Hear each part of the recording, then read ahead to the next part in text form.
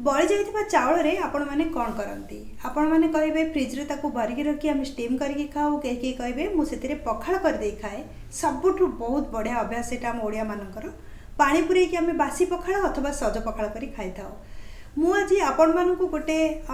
Snacks अथवा जळिखियार recipe कहबी जोटा कि आपण बंचिथिबा चाउल अथवा स्पेशली अरुआ चाउल रे करि परिबे उष्णा चाउल रे एटा हबनी। अरुआ चाउल रे आपण स्टीम केक करि परिबे स्टीम राइस केक आउ विश्वास करंतु बहुत स्वादिया एटा बहुत बढ़िया सॉफ्ट है कि तैयारी हबो कम चाउल रे ना बहुत गुड़ाई भी तैयारी हबो। प्रथम रू ना मो हिंदी चैनल रे ए जो रेसिपीटा को अपलोड करथिली बहुत लोक को पसंद आस्तिला 2-3 वर्ष पूर्व मु भाबिली सेम रेसिपी को मो ओडिया चैनल रे अपलोड करिया पई कि चलो तो रेसिपी आरंभ करवा। रेसिपी आरंभ करिया पूर्व गोटे रिक्वेस्ट आपण मानकू जदि प्रथम मो चैनल को आपण आछंती पूर्व आसी नांती ताले निश्चय मो चैनल को सब्सक्राइब करनियो तो राइट साइड रे जो बेल आइकन अछि ताकू क्लिक करके ऑल नोटिफिकेशन बेल को ऑन करंतु जा द्वारा कि मु जो भी वीडियो अपलोड करबी ता आपण मानक पाखरे नोटिफिकेशन रूप में पहुंची जिवो। चलो तो रेसिपी आरंभ करवा। आपण देखि पारुथिबे गोटे छोट ताटिया भात बळी जाईछि सकाळर ए भातटा को व्यवहार करिकी आमे आज जलखिया प्रस्तुत करवा जोटा कि आपण स्टीम केक भी कहि परिबे अथवा पिठा भी कहि परिबे। ए जो भातटा बळी जाईछि जदि अरुआ भात होइतबो ताले बहुत भलो होइतै कारण उष्णा भात रे ए जो स्टीम केक अथवा जलखियाटा भलो हुएनी टेस्टी लागेनी सेति पई कि आपण पाखरे जदि अरुआ भात तबो ताले ए रेसिपीटा को निश्चय थरे ट्राई करंतु। वर्तमान आमे गोटे ब्लेंडर जार नै जिबा बळी थिबा भात को सेथिरे नै जिबा हाथरे टिके को खोला करदबा सीजा क्षीर टिके एथिरे मिक्स करिबा ब्लेंड करके आको नै आसीबा।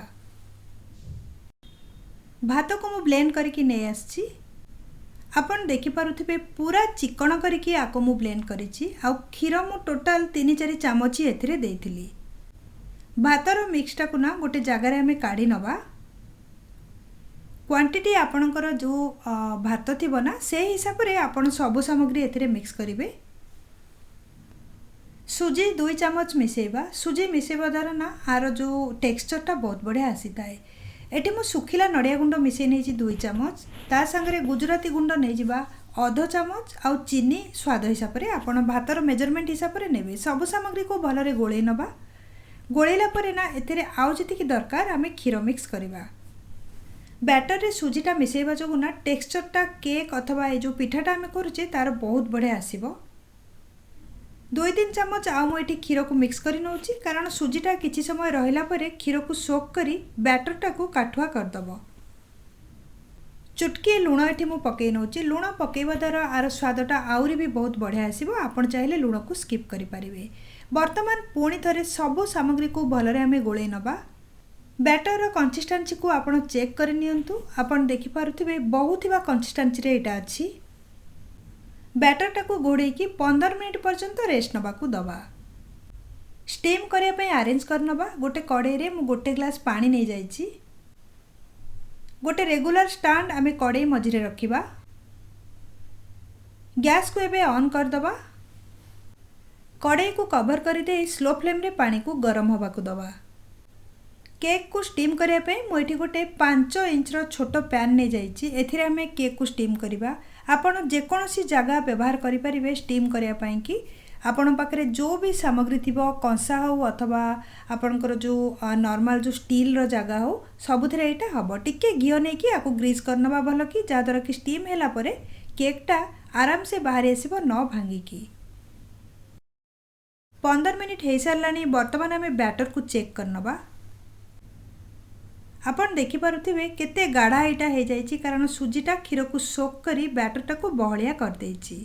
एई समय रे एथिरे मिक्स करिबा गोटे बड़ चमच घियो पकेइबा द्वारा ना ए जो केकटार गोटे ट्रेडिशनल फ्लेवर आसीबो आ बहुत बढ़िया लागिबो स्वाद रे। पुणी थरे सब सामग्री को मिसेई नबा और घियो को फेंटी दबा।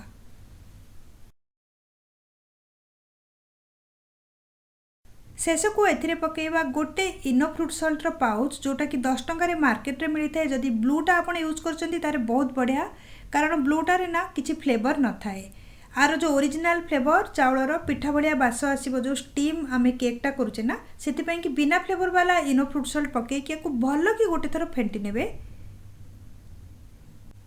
तापरे केक टीन रे आको ओजाडी दबा जोटा स्टीम करने आम प्रथम ग्रीस करके रखी टीन टाको टिके टैप करदबा आकु स्टीम करने की नहीं जावा। जो पानी टाको आम गरम हाँपे रखी से पानीटा फुटिला गरम हो सारा एवं आम स्टाण्ड उपरे पैन टाको रखा जो आम बैटर नहींचे स्लो मीडियम फ्लेम रे रखिबा आम फ्लेम को आ कड़ाईटा को कवर करदबा 15 मिनट पर्यंत आपको स्टीम होगा दबा तापर आम चेक करवा 15 मिनट हो सारा घोड़णी को काढ़ी चेक करनबा आपन देखि पारुथिबे केकटा पैन रो ऊपर पर्यंत पळे आछि आ बहुत बढ़िया फुली एबे आमे गोटे टूथपिक साहाय्य को चेक करनबा भल कि एटा स्टीम हेछि ना नहीं जदि बैटर थिबा मझिरे ताले आउ टिके घोड़ेकी आउ 5 मिनट पर्यंत आको आमे स्टीम करवा ताले टूथपिक रे एबे आमे चेक करनबा।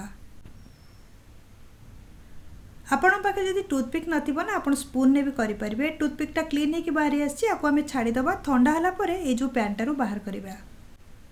केकटा एबे पूरा ठंडा हो जाइछि और आपण देखि पारुथिबे ठंडा हला परे ना पैन रो साइड रू एटा ऑटोमेटिक बाहरी आछि छुरी रे आको किछि भी बाहर करबा दरकार नाही। ऊपरे गोटे प्लेट रखी कि पैनटा को उल्टे दबा जहा द्वारा कि केकटा प्लेट रे बाहरी आसीबो।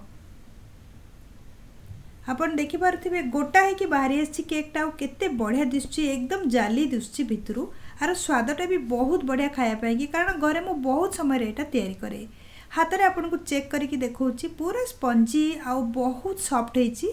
ए जो केकटा आपण निहात थरे आकु ट्राई करंतु निजे देखिबे केते बढ़िया एटा तैयारी होछि काटी के आकु चेक कर दबा भितरटा केमिति हेछि काटला बेलू जना पड़ जाउछि ना एकदम सॉफ्ट हेछि हलुछि केमते एटा काटला बेलू को आपण देखि पारथिबे गोटे पीस काढी कि म आपन को देखौछि भांगी पडुछि जो केकटा बहुत सॉफ्ट हेछि आ बहुत बढ़िया रे तैयारी हेछि एथिरे आमे जो गुजराती पकेइछे आ नॉर्मल क्षीर रे जो बैटरटा को तैयारी करछे ना सेथि पई कि यार फ्लेवरटा बहुत बढ़िया लागि थाए सेथि पई कि जदि चावल आपनकर केबे भी बळिचे अरुआ चावल गोटे थर कम चावल नै कि सेम मेजरमेंट रे ना आपको तैयारी करंतु देखिबे केते बढ़िया लागिवो जदि केबे तैयारी करूचंती ना कमेंट सेक्शन रे निश्चय मते बतांतु आपन को भल लागिला ना नाही रेसिपी विषय आपन मन जहाँ भी क्वेश्चन अछि कमेंट सेक्शन में शेयर करंतु एई प्रकार बहुत नुआ नुआ ओडिया रेसिपी मो चैनल को सब्सक्राइब करनियंतु राइट साइड रे जो बेल आइकन अछि ताकू क्लिक करके ऑल नोटिफिकेशन बेल को ऑन करंतु।